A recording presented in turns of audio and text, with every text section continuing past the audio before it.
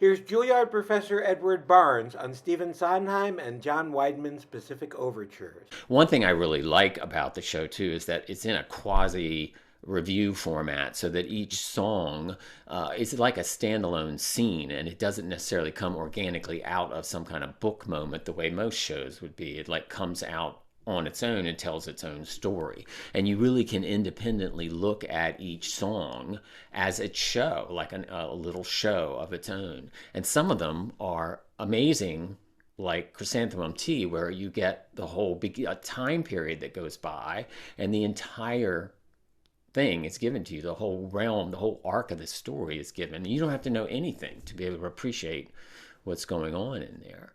But to me, the show creatively presented so many challenges to Stephen Sondheim that what to me becomes very interesting is not only how he solved the challenges in the show, but how successfully he solved them and created like this amazingly fresh palette of possibilities.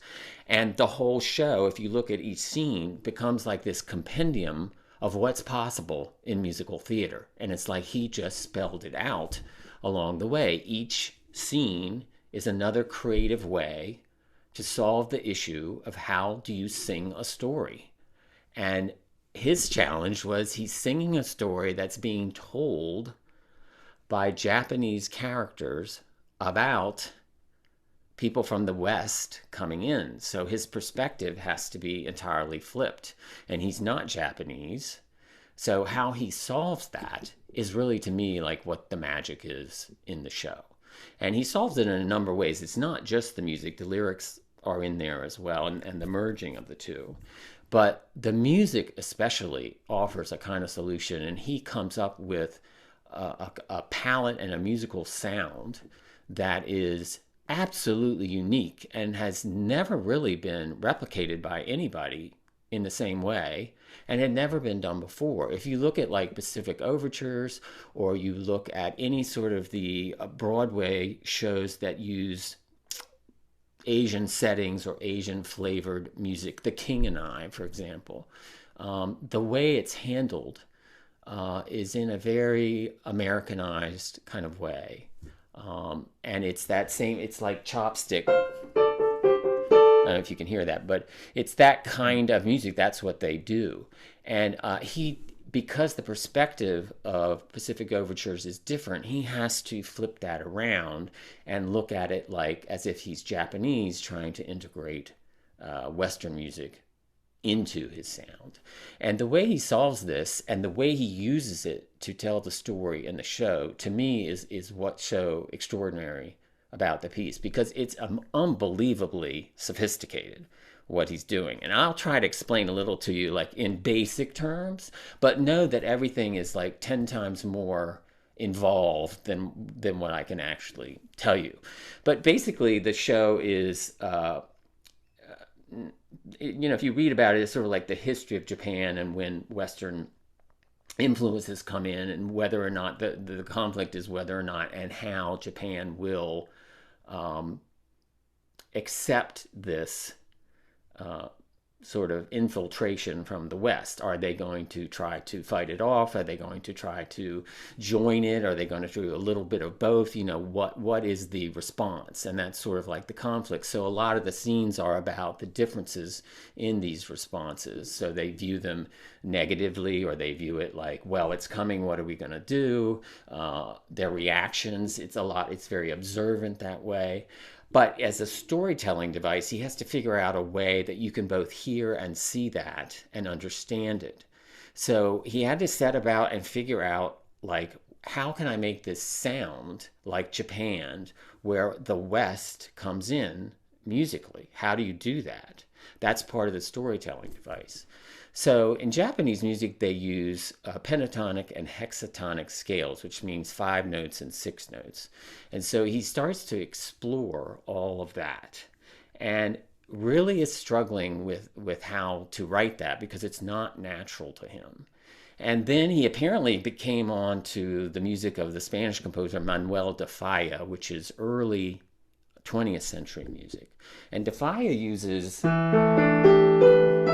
guitar tunings for chords, and they are built on fourths, which is the way Asian music is harmonized, is in fourths, just like those are all fourths. So he starts to explore if you have fourths piled up on each other. Now I have chords, and he starts to begin to harmonize in fourths and fifths, which is an Asian styling. In Western music, we use 7 notes on a scale, 7 notes to the 8th, and we harmonize in thirds, 1, 2, 3. So you have triadic harmony in thirds is Western, and quartal quintal harmony is Asian. And he begins to juxtapose these two on top of each other. So he now has 2 palettes. He has Asian palette and Western palette, and his job is how do you put it together into one musical palette to tell the story of the show. And what he does is he devises 3 different ways to use this in Pacific Overtures. The first way... Before you go on, you keep saying Asian. Yeah. Does that apply to pretty much all of Asia? Does it go from Korea to etc., or is this really Chinese, Japanese? Yeah, I shouldn't say Asian. It's really Chinese, Japanese, Korean. It goes down into parts of Vietnam. Once you get to Southeast Asia, they go into 12 and 15 note scales, so it's a little bit different, but it's harmonized similarly. But I'm really talking about Northern Asia and Northeast Asia in general. I should you want just me say... to say questions like that, or... Yeah, please. Please. Okay. Yeah. So Japanese music, let's call it Japanese music, is based on 1, 2, 3, 4, 5 notes, or 1, 2, 3, 4, 5, 6 notes, but never 7 or 8. Yeah, so that's the difference, and the way they're harmonized is different. So he has to establish this right away, because as Oscar Hammerstein taught him, the opening number, you have to tell the audience everything you need to know. And one of the things he wants the audience to know is my musical palette for this show and how I'm going to use it as storytelling. So what he does is he opens, if the lyrics are, in the middle of the world we float, an island in the sea, we're isolated, we're in the middle. This is Japan. So of course he uses Japanese music to tell this story. So he has this fourths and fifths, and the singer, in the middle of the world we float. So he's singing on a hexagonic 6-note 1, 2, 3, 4, 5, 6 scale, and it's harmonized in fourths and fifths. But the minute the lyric changes to talk about the West, kings are burning somewhere, machines are turning somewhere, he changes it to triadic harmony from the West.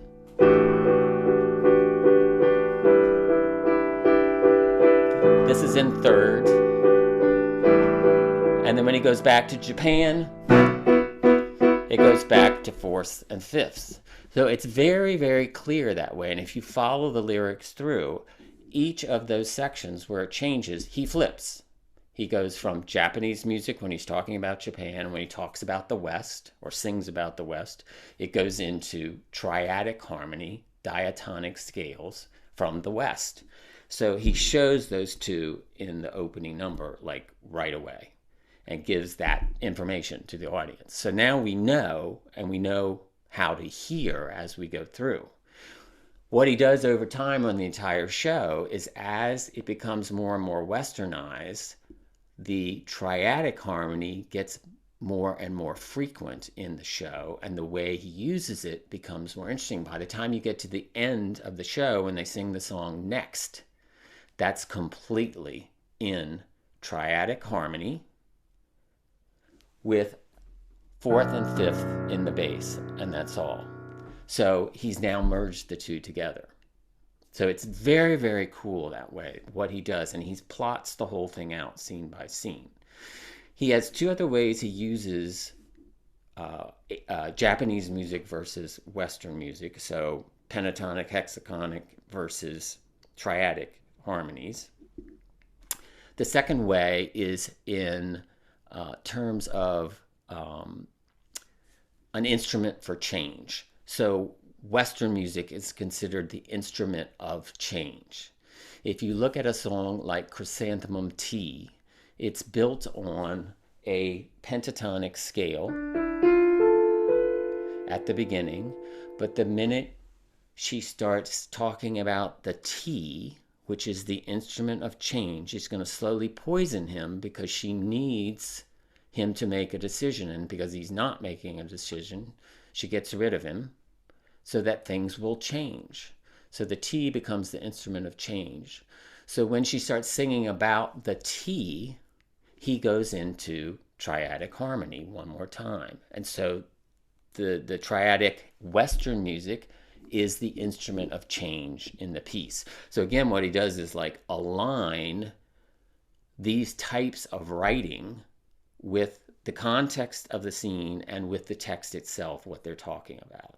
So if he's trying to tell you the T is the change is going to lead us to West, he uses that kind of sound. Yep. So it's interesting to me how, you've identified that the music that's associated with the T sounds like Western music, and therefore you identify it as change. Um, is that your theory? Is it something that Sondheim said? Is it something everybody knows? How do you, how do these things get determined when you or somebody similar says, "Oh, this is what that music means"?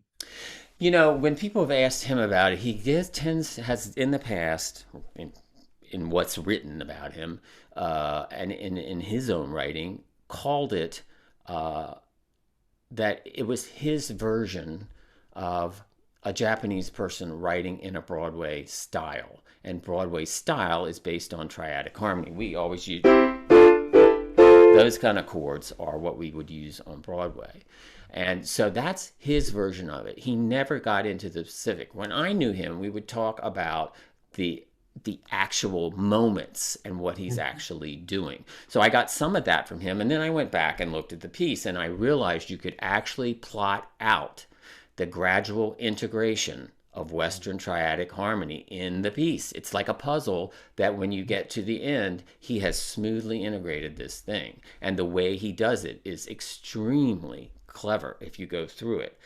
As the West becomes more prominent in the show, and you get scenes where there, you take a scene like Someone in a Tree, and you have three Japanese characters observing the West negotiating.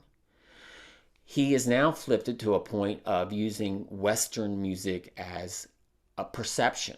So it's the Japanese giving their perception of what's happening in terms of the negotiation. So the way he does this musically is he uses the melodic vocal lines that the three guys sing are on 7-tone scales, diatonic Western scales, and the accompaniment is strictly on pentatonic and hexagonic scales, hexatonic scales. So it's that kind of perception. He's using it there. By the time you get to Please Hello, which is the scene where all the diplomats come in and they're saying what they want, he goes all out into Western music there like a kind of spoof. And the way he shows the perception of it, sort of the take on it from the view of the Japanese, is lyrically. So there he does it, a combination of Western music with these lyrics which are honed down almost sometimes like pidgin English. So please hello is not the way you would say that, but that is the way a Japanese character would try to pretend to be Asian. And I understand that's John Weidman's idea, was to Try to do pretend that. to be Western. What's that? To be Try Western, to sorry. pretend to be Western, right? Now, it's interesting to me when you have these characters that are dressed as Matthew Perry, etc., that they're acted by Asian actors, but they're portraying white characters in whiteface, essentially, right? Yes. Um, Compare that to Hamilton, where King George is foreign but white, Right. right? I just think because Lin-Manuel took just the opposite approach to the foreign, in that he made him King George, you know. It's opposite, but I guess also the same in that we're asked as an audience in the theater to imagine who they are I see. because they're not that person. They're clear, they're so not that person. Yeah. Someone who has a sort of kabuki painted face but is wearing a British admiral's hat is so not the British admiral. But we're asked Right. to believe that he's portraying the British admiral. And that's in Hamilton. We know historically that person is not who is. So it's another level sort of theater where you can show yet another angle to this story. And it also strips us of any kind of preconceived notions about what we might have. And my understanding is when the play version that Weidman had first written was presented, it was too matter of fact historical that moved sort of like that. And it was Hal Prince who said, what if we flipped it and had all of it's the perception of the Japanese, and then we're going to have the Japanese play these people, Right. that the whole thing began to take off because now you have a heightened sense of theater, which theater is all about what you can get an audience to imagine they are seeing. And so it works that way, I think, really, really well. How does this show work in Japan? You have a sense of that? Yeah, I don't know, but if you look at there's a video you can buy of it, and it was filmed in Japan. In Japan. All right, I have to Yeah, look. yeah. So, it's interesting that way. And I've only seen it, the times I've seen it, I saw it off Broadway for the very first time in the 80s. It was done. That was my first time. And then I've seen it a bunch of other times with smaller companies who use a mix of Asian actors, Filipino, Mhm. Thai, whatever it is, to do it. Another aspect of it, which I think is similar to that, is that it's an all male cast playing multiple genders on both sides of the equation. So it's sort of like they're playing geisha girls, they're also playing, they're playing Westerners, they're playing Easterners, whatever, which is also, I think, very, very intriguing. And I think that's where I think the show is so successful. Again, is what it gets us to imagine, to see what it must have felt like, what it was that way. But again, I think the magic of the thing is what Sondheim does with the songs in it, which are remarkable, remarkable. Well, Uh, Go ahead. let's pick one. One of the songs you think is particularly remarkable, and we can talk about. It's what would be a good one to talk about? I mean, let's do let's do a couple because they're very clear in different ways. Let's start with one like poems. Okay. Poems appears to be a very, very simple scene where the two lead characters exchange poetry while traveling down a road. And they exchange, it's like a poetic game. I say a poem, you say a poem, but what you get ultimately are two different perceptions. So it's It's a rap written, battle. yeah, it totally is. It's a rap battle in fake haiku poetry set to two kinds of music. Uh, Japanese pentatonic hexatonic scales against Western triadic harmony. So every time in the piece, they mold this thing back and forth. When they sing together, it goes into triadic harmony, and when they sing separately, it's in pentatonic hexatonic harmony. So they are, as individuals, Japanese, but their love, which is expressed, becomes Western. They love America. They love Boston. And that is expressed in a different way. The form of it is a back and forth verse, so to speak, which is exchanged like haiku. And then the refrain, the chorus of it, is the duet part when they sing together.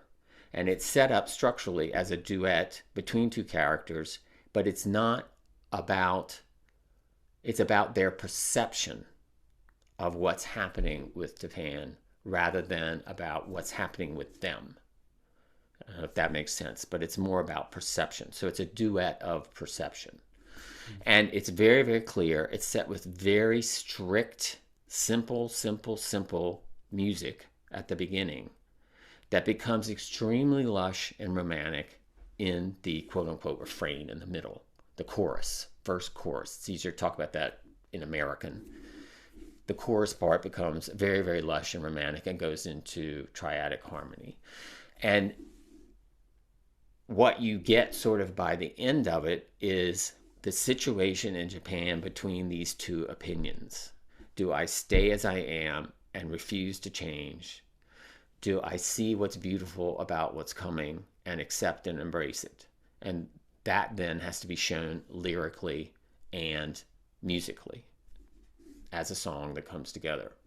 And the way he does that is by using those two kinds of music, the pentatonic, hexatonic versus that, and also in terms of like stripping the quantity of elements of music that are in there. So the verse is always done very, very simply with virtually nothing. He said he had a very hard time in the show writing less is more. He always says less is more, but it's actually very, very, very hard to do that. It's especially hard in music because your instinct is always to fill out a chord. And in this, he had to pull the other way around to take notes away. So when they sing their verse, it's stripped to nothing. There's virtually very little music going on there. When they sing their chorus, he gushes in with full notes and lets loose. And what you get then is this battle between what they love and what they feel. So I have listened to it I've listened to the original cast recording several times, and I just watched it in preparation for this class. I haven't noticed the things that you've said. Oh, So really? I'm just going to play a little bit of it now so I can Okay. hear it. Simple, pure Japanese, one note at a time.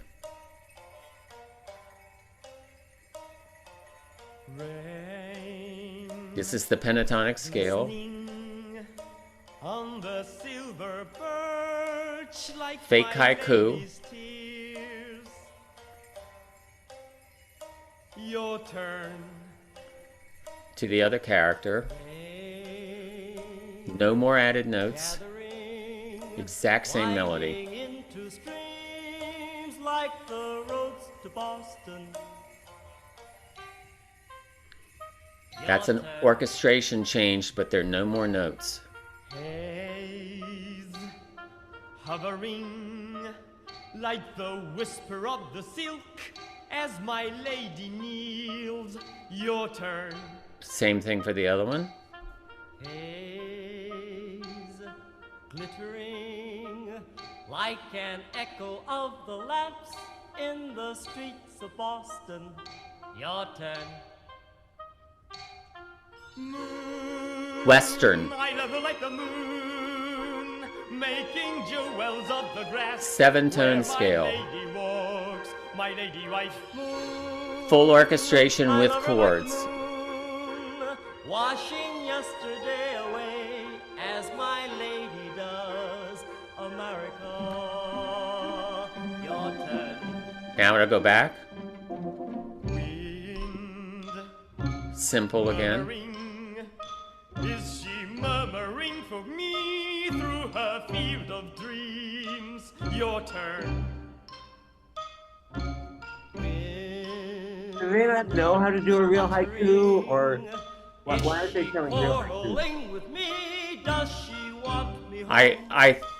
The answer with the haiku has to do with musical beats. You can't lock into the number. I am no nightingale. But this is the West again. Yep. The song I can sing to her, my lady wife. I am no nightingale, but my song could outsing the sea, America. So that's the strings come in, is that right? Yep. So what's happening I mean, it's very clear the back and forth. You can hear the difference and you can hear the two times. And then added to that, what he does is he adds in punctuation, musical punctuation, to create urgency, to drive it forward. If you listen a bunch of times, you hear the first couple verses are very simple. They sing the chorus. When it comes back again, there's a little uh, uh in the accompaniment that's been added in to keep punching them forward. By the third time it comes back, it's now really pumped up.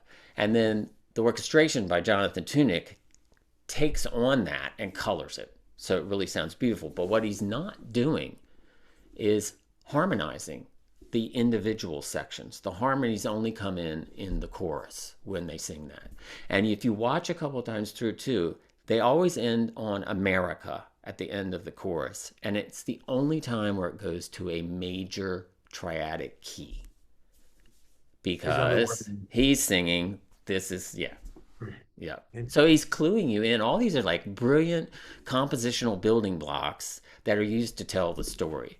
And a lot of people listen to it and they may not be able to identify that that's what's going on, but they do understand better what these two guys are essentially arguing about back and forth. And it's very clear that one of them is embracing America and the other one is trying to hold on to Japanese traditions and customs. That becomes clear. So Sondheim's job is to sort of illustrate that in a song. The reason it's haiku is always a specific number of syllables set a certain way. And one thing Sondheim sort of threw out early on was when you're trying to do the Japanese style element, whether it's in music or lyrics or whatever it is, to not be so restrictive, because otherwise he can't write it down as Western music, because essentially the whole thing ends up being a piece of Western music. So if you are limited that way with exact syllables, so he does something that gives the appearance, the sound of haiku, without actually being haiku. It's something I've wondered about the Jets and the Sharks and their girlfriends when they sing. Are they singing in Spanish, but it comes out in English? Or Right.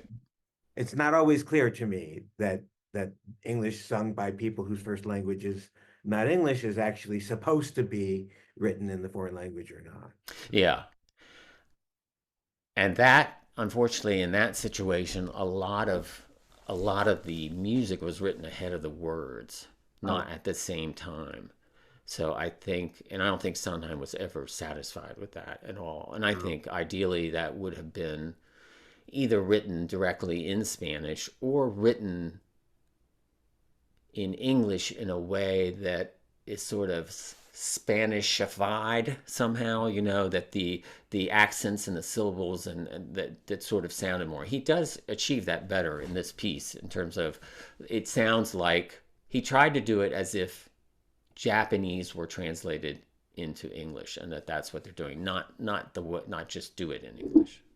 I have to go back to West Side Story for just a minute because you said really interesting that I've thought about a lot. My favorite Sondheim lyric at all is "I like the island of Manhattan, smoke on your pipe and put that in." And I don't know for sure, and I've asked my students whether that is somebody who doesn't speak English very well, who's heard that phrase and garbles it coming out, or whether Anita is brilliant and she, right. She's learned English so well that she's able to jumble it and come up with something that's terrific. Do you have an opinion about which? It's hard to look into that too much because, again, he had to write the words after it. So he's trying to think in character. There's no doubt about it. And then you have to look at, like, most people who are Puerto Rican in New York basically are English speakers who speak some Spanish at home. And I don't know how far you can kind of really go with that. Okay. I think it's not realistic, but it's also not consistent. Like you can find a moment like that, but it's not totally consistent in all those lyrics at all. He apparently was thought the lyrics didn't work because he thought it's too much to come out of your mouth and it garbles all the jokes and it's very difficult to get them across. But that was the nature of the Bernstein tune was, based on something he had heard and on a trip to Puerto Rico or Cuba or somewhere like that, and you know, that unless you're writing in Spanish, where those accents fall, where those sort of jagged syncopated rhythms fall, it's very, very, very difficult to come up with something in English, because Sondheim would have objected to that in, like, what is that in that, you know, already you're already in a Put that in it. Yeah. Put that in it. Yeah. Put that in it. Exactly. Yeah. So back to the Pacific Overtures, his Westerners, I mean, he's creating Westerners that sound like what a Japanese person would think a Westerner sounds like in a Broadway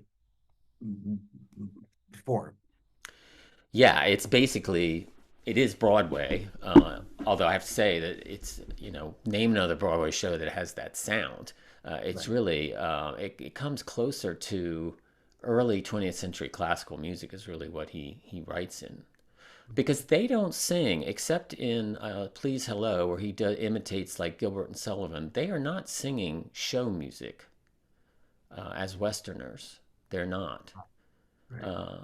They are singing what would be closer to maybe Puccini when it's Westernized, until you get towards the very end, that song Next, which sounds sort of like a Kodak commercial or something like that, you know.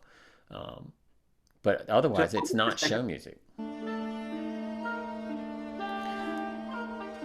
So that's the pentatonic scale that's being played in fifths. My lord, there are 4 days remaining, and I see you're entertaining, but we should have a chat, my lord.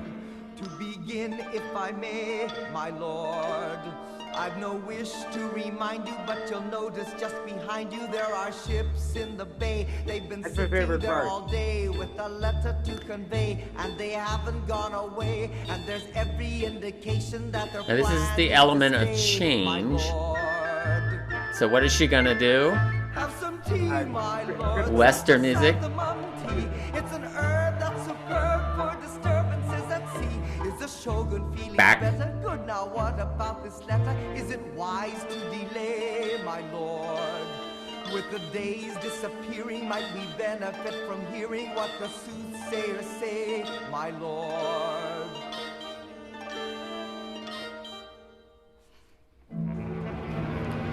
And these are all real Japanese imitations of real Japanese rituals.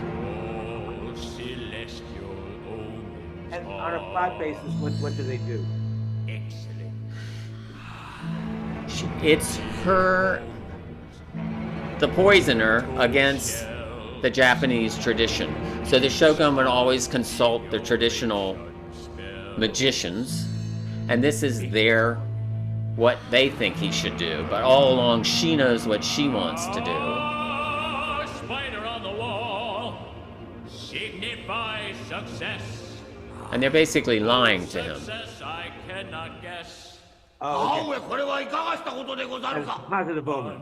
Yeah. That's what she's up against, not just him not making a decision. So nothing happens, so now she has to keep going. It's taking her a long time, but we're back to the same idea. This is Act 2. And today already waning, I've a few further shocks, my lord. To begin, let me say, at the risk of repetition, there are ships in the bay, and they did every time ships, but they sit there the Western all day ships, in contemptuous array with a letter to convey, and they haven't gone away, and there's every indication that they still plan to stay, and you look a little gray, my lord. Have some tea, my lord. Western. Some chrysanthemum Yep. tea, while we plan, if we can, what our answer violins. the tea the shogun drank will serve to keep the shogun tranquil. Okay, I rhyme. suggest, if I may, Tranquil. my lord, we consult the Unbelievable. they have And it's one of the few songs in the show that rhyme is a big deal.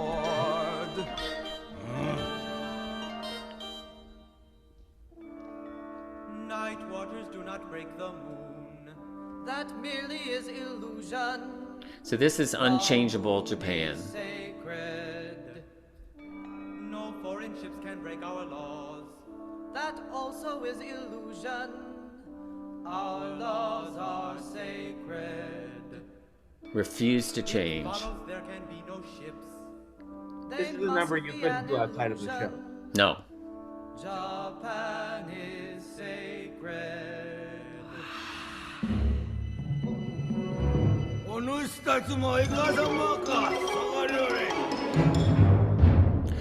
That was actually a quote from a previous song. It's the day of the tiger, my lord. Only 2 days remaining, and I'm tired of explaining. There are ships in the bay with a letter to convey. They're on permanent display, and we must take some position, or the Southern Coalition will be soon holding sway, my lord. And we'll all have to pay, my lord. Have some tea, my lord, some chrysanthemum tea. It's a tangled situation, as your father would agree. Orchestra is And it lush mightn't right be so Yeah. tangled if you hadn't had him strangled, but I fear that I stray, my lord. I've a nagging suspicion that in view of your condition, what we should do is pray, my lord.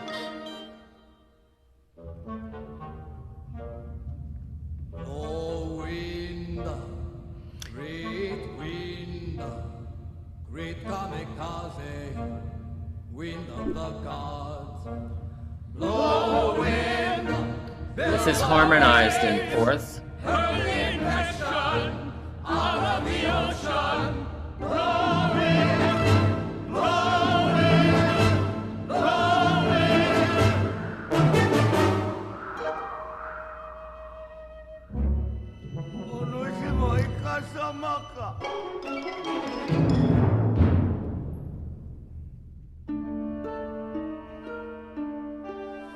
It's the day of the rabbit, my lord.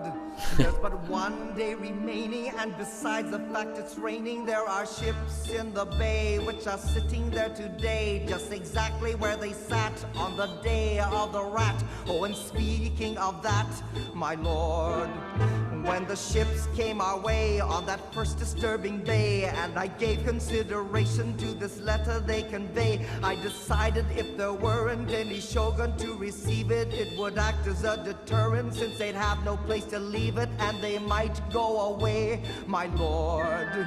Do you see what I say, my lord? In the tea, my lord. Now we know it's poison. Tea, an informal variation on the normal recipe. Though I know my plan had merit, it was slow in execution. If there's one thing you inherited, your father's constitution, and you're taking so long, my lord. Do you think I was wrong, my lord? No, you must let me speak. When the shogun is weak, then the tea must be strong, my lord. My lord. The blossom falls on the mountain. What's going on now? What's that? What's going on now? He dies. Yeah. They pray. All things fall.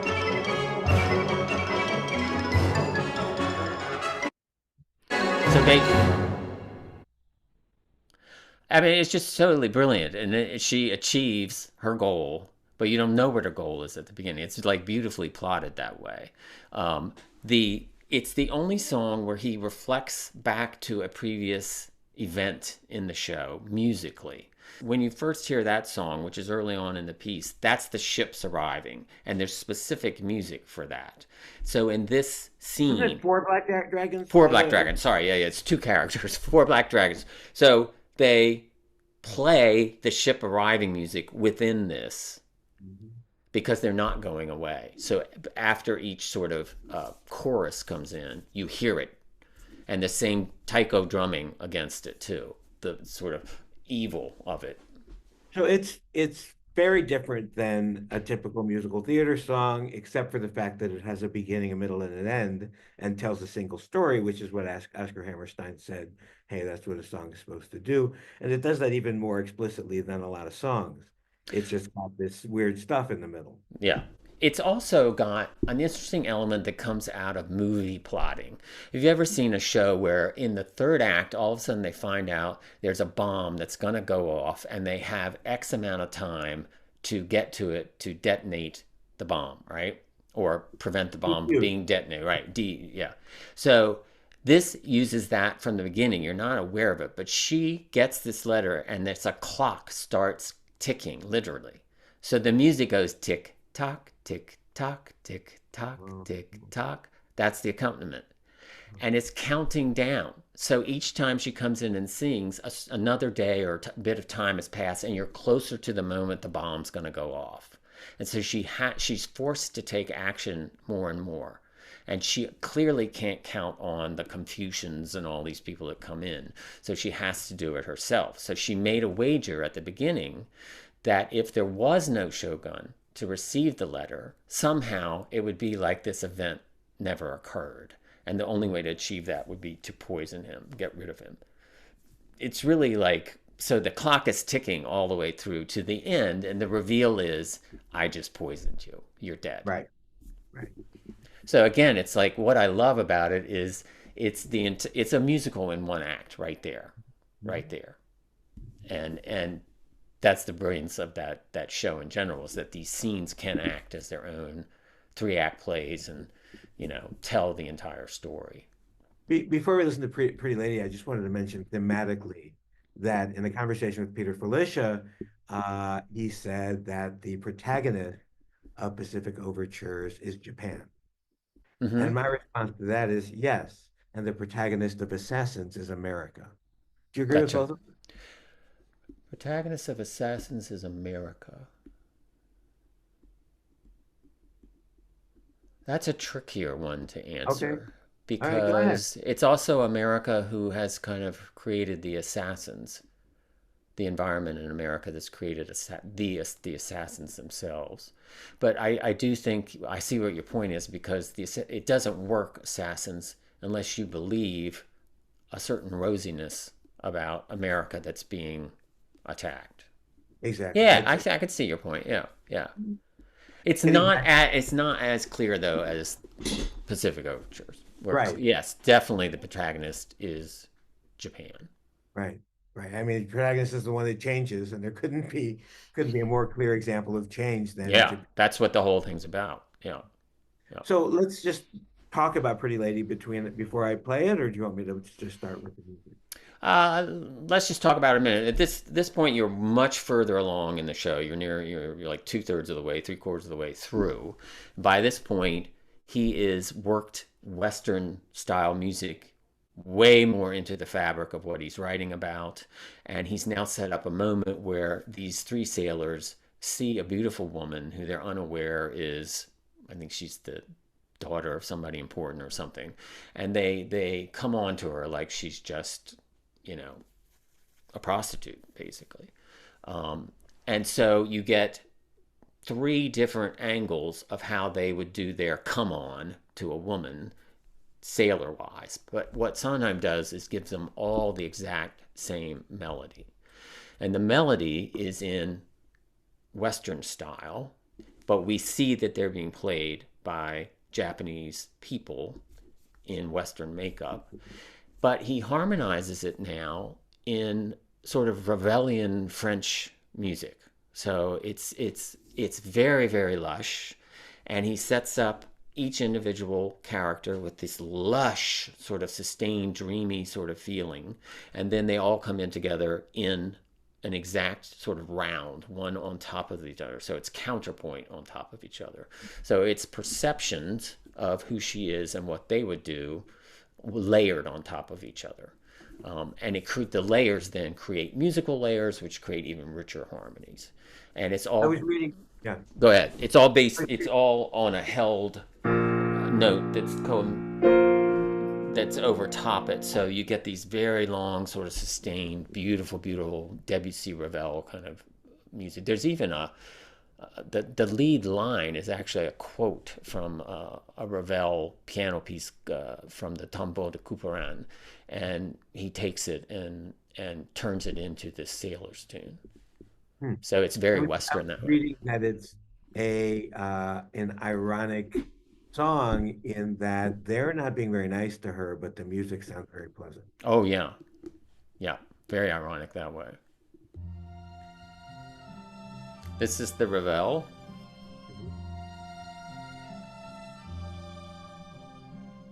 Pretty lady in the pretty garden, can't you stand? This is diatonic Western melody writing. Pretty lady, we got leave and we got pipe to die.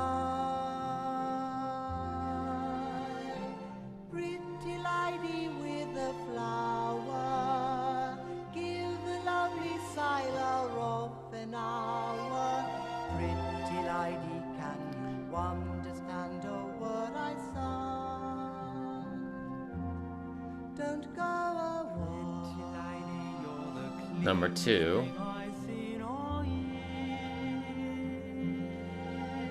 It's very sweet, but pleading kind of music. Pretty lady, I'm a million miles from Stepney Green.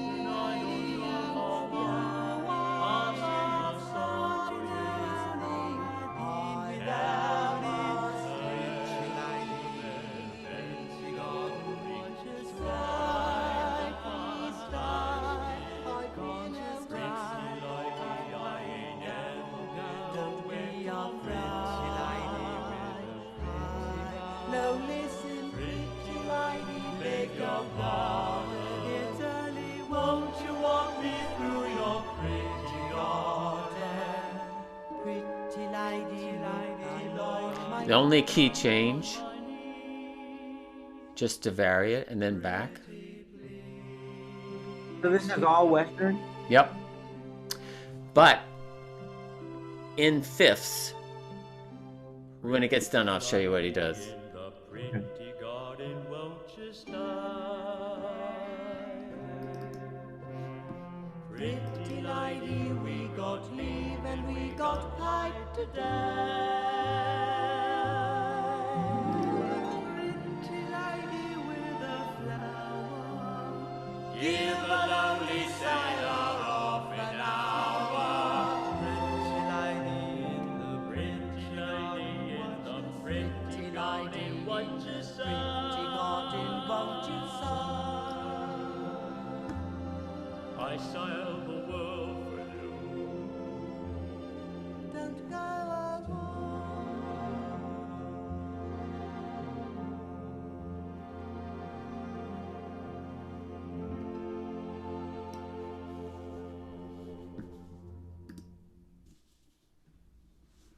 Gorgeous, gorgeous, gorgeous piece. So if you look, we talked again about Asian, Japanese music being written in pentatonic, 5-tone or 6-tone. The scoring of it uses fourths and fifths. I'm playing the upper line, the right hand. So there's no third in there.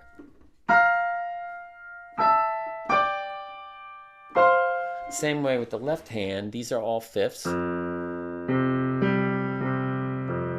But when you combine them, you have the full triadic. So what he's done is created Western music out of 2 chunks of pentatonic, quartal, quintal harmony, basically. Really extraordinary. And then blurs it all the way through. So this is what's called a pedal tone. And that plays all the way through, and then he can layer these people on top of it.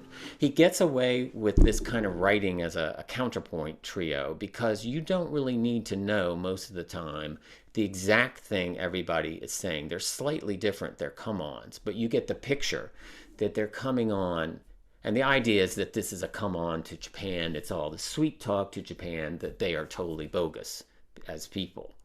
So the gorgeous sort of Ravelian writing here, the sweetness of it, the pleasure of listening to it, ultimately, theatrically in this, is a lie.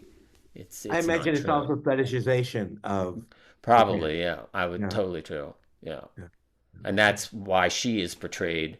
They're confused that they think she is a geisha, but she's not. They can't tell the difference. I would say to me, I rank it extremely high, Yeah, yeah, extremely high. The technical skill set in it, I think it's some of his best.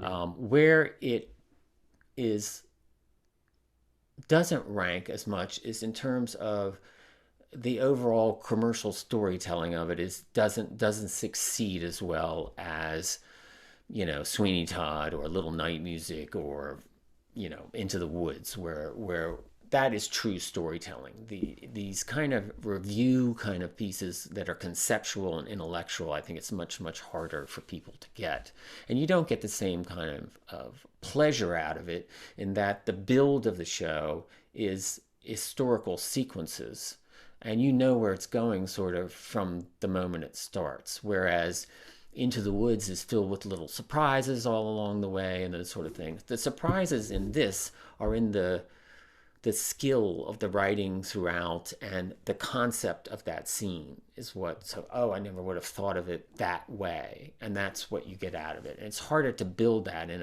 a big storyline. But in terms of his skill, I think you even just take Chrysanthemum Tea and look at that, and it's just way up there. I mean, I could go into many other things he's doing in there with, I mean, we could take apart those rhymes, which are extraordinary. The A sounding rhymes that he never repeats and does four different chunks of time. I mean, it's unbelievable. They're very clever. The plotting of the story is very clever. The intersection of the Confucians and all these sort of traditional elements coming in and how he balances all that. And then he's doing something else, which is musically very difficult to pull off. But he uses her verse each time is a combination of two different pentatonic scales that clash on each other, so that is one and is the other, so you get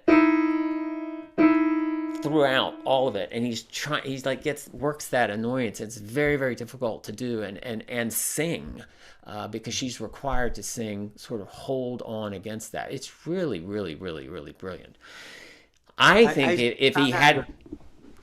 if he hadn't written this piece, he could not have written Sweeney Todd, because I Oh, think really? Tell me about that. I think it opened up, just to me, the way I listen to it, and I think, oh my God, this is like, it's yet another thing. This is what you can do in music theater. That by the time he got to Sweeney Todd, practice makes perfect. And Yeah. this was almost like practice of upping your game Hmm. tremendously. That when you get to Sweeney Todd, I think it just flowed right out of him that Oh, way. that's nice. I see it sort of as Sondheim, the puzzle guy, giving himself a challenge. I wonder if I can write a Japanese musical, Well, yeah. and more so than any of the other challenges he had given himself up to that time. This one was so out there that maybe it just pushed his boundaries in a way that changed him as a Oh, composer. totally. Imagine a guy who has written about contemporary New Yorkers in company. Then he writes a little night music, these Europeans, fancy Europeans, and now he's going to turn and write about peasants in Japan. Yeah, It could not be more different. yeah, And he totally responded to that. yeah. And I think by For the meeting the canon, challenge, it couldn't be more different. For the yeah. Broadway canon, I can't think of any other show that does something that obscure, random, hidden, and which is probably why it's not It's produced, probably one of the least done, yeah, least produced too, And or it's at least among the very, excellent ones. yeah, yeah, yeah. It's I don't think they ever expected it to be a moneymaker or anything like that. When they did it, they then once they got into it, that team really went and got into it, and like, well, if we're gonna do this, like, what can we make of it? And I think he's one of those people that he had to have a challenge in order to respond. He never repeated himself. He always looked for what the challenge would be. And in this case, I think the challenge was, how do you integrate stylistically Japanese with Right. Western stuff? And that's the conflict as well. In the genealogy of Broadway, any children to Pacific Overtures? Is Hamilton a child of Pacific Overtures in its merging of music. Are there Yeah. any children of You see, no? Hamilton, Hamilton took popular music that sort of like rap and hip hop and that sort of thing that had never been done successfully on Broadway at all. I mean, people didn't try and really turned it around, made it a theatrical device. Right. Sondheim doesn't do any, he never sort of embraces popular music that way in any of his shows in the same way, but in this one he's really not. These are really about classical music Western style and Right. classical music Japanese style. And I can't think of, can't think of a piece that's similar to it before Yeah. or after. It's very, very unique that way. I mean, can you think of one that's sort of since then? It'd be I mentioned Hamilton not because it was pop, but because it was foreign to the Broadway stage, is what I was trying to say. But in terms of something that's more classical, that no, it doesn't come to me. I mean, mm-mm. you could even say a little night music in some ways plays that role, but that Yeah, doesn't because it's Sondheim, yeah. so that doesn't answer the question. I was a student at Juilliard, undergrad student at Juilliard when this show came out on Broadway, and Juilliard had started a class for composers on writing opera, and it was run by what was called the American Opera Center, which was like a precursor to the Metropolitan Opera. And so we would go over there, and in the very first class, the instructor, who was a big conductor guy, he said, "Who are the leading people writing operas today?" One hand goes up, the very first answer, Stephen Sondheim.